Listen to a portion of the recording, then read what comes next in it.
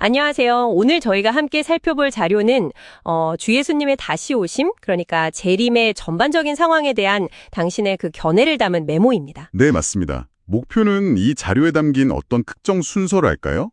그 의미를 명확하게 이해하는 건데요. 자, 한번 시작해 볼까요? 네, 좋습니다. 이 자료는 재림 때 일어날 일련의 사건들에 대해 아주 구체적인 해석을 제시하고 있거든요. 일곱째 나팔부터 시작해서 천년 왕국까지 이어지는 그 과정을 따라가면서 핵심 내용을 짚어보겠습니다. 좋습니다. 첫 부분부터가 흥미로운데요. 예수님께서 재림하실 때 바로 땅에 오시는 게 아니라 일단 공중에 먼저 머무르신다고 되어 있네요.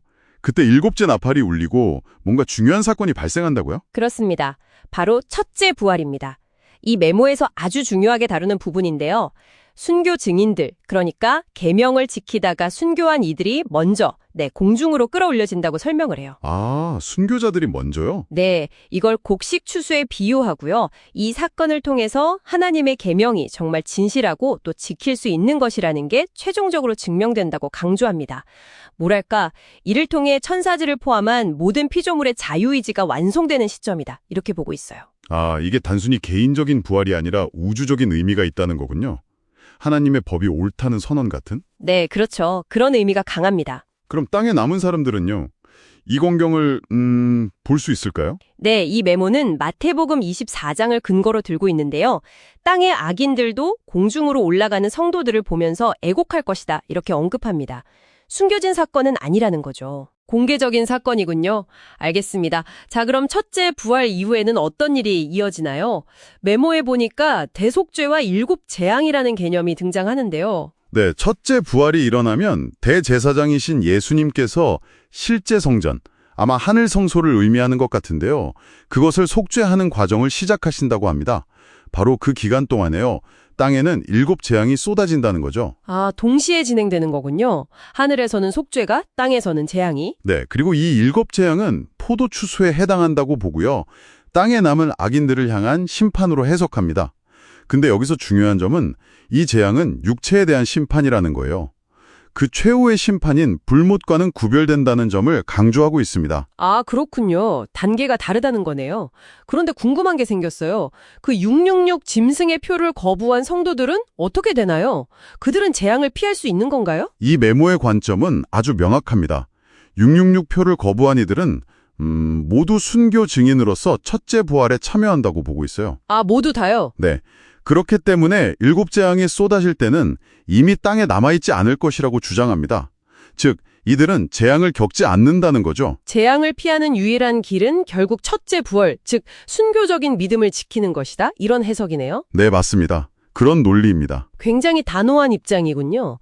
자, 다음으로 넘어가서 자료에는 바벨론과 아마겟돈에 대한 언급도 있습니다. 이것들은 뭘 상징하나요? 바벨론은 마지막 때의 성도들을 미혹하고 또 핍박하는 어떤 거대한 세력으로 묘사됩니다. 종교적이거나 정치적인 혼합체일 수 있겠죠. 그런데 결국에는 붉은 짐승이라고 표현된 또 다른 악의 세력에 의해서 불타 멸망하고 황무지가 될 운명이라고 예언해요. 아, 내부 분열 같은 건가요? 그렇죠. 구약의 바벨론 멸망 예언과 연결해서 설명하고 있고요. 그리고 아마겟돈은 여섯째 대접 재앙 이후에 악의 세력들, 그러니까 땅의 왕들이 모이는 장소 또는 그 심판 자체를 상징하는 것 같습니다. 거기서 예수님에 의해 최종적으로 심판받을 것이다. 이렇게 보고 있습니다. 바벨론 멸망, 그리고 아마겟돈에서의 심판, 그 후에는요? 모든 심판이 끝난 후에는 어떤 시대가 열리나요? 네, 마침내 예수님께서 땅으로 임하셔서 짐승 군대를 심판하시고요. 사탄을 무적행, 그러니까 끝없이 깊은 구덩이에 가둔 후에 천년 왕국이 시작된다고 설명합니다. 천년 왕국. 네, 일곱 번째 천년이자 안식의 시대라고 보고요. 새하늘과 새 땅, 저주가 없는 새 예루살렘에서 예수님께서 왕으로 직접 다스리시는 시대입니다.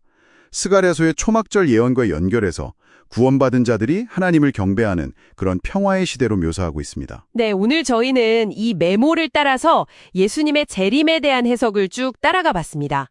핵심은 공중 강림 후에 순교 증인들의 첫째 부활, 그 다음엔 땅에 남은 악인들에 대한 일곱 재앙, 그리고 바벨론과 짐승 세력의 심판, 마지막으로 천년왕국의 도래, 이런 순서였네요. 네, 특히 이 자료는 첫째 부활이 단순한 사건이 아니라 그 이상의 의미, 즉 하나님의 계명의 정당성을 입증하고 피조물의 자유의지를 완성하는 결정적인 의미를 지닌다고 강조하고 있다는 점, 이것이 이후의 심판과 새로운 시대 시작의 정당성을 부여하는 뭐랄까 선결 조건이다 이렇게 보는 관점이 아주 독특합니다. 그렇군요. 첫째 부활의 의미를 아주 중요하게 보는 해석이네요. 네, 전체 해석의 열쇠라고 할 수 있겠습니다. 자, 오늘 다룬 내용을 바탕으로 이 일련의 사건들, 그러니까 첫째 부활의 증명, 그에 따른 심판, 그리고 천년왕국이라는 결말이 궁극적으로 하나님의 공의와 사랑, 이 두 가지를 어떻게 동시에 드러낸다고 볼 수 있을지 이 질문에 대해서 한 번 더 깊이 생각해 보시는 것도 흥미로울 것 같습니다. 이 메모가 제시하는 관점에 대해 더 탐구해 볼 만한 질문이 아닐까 싶네요.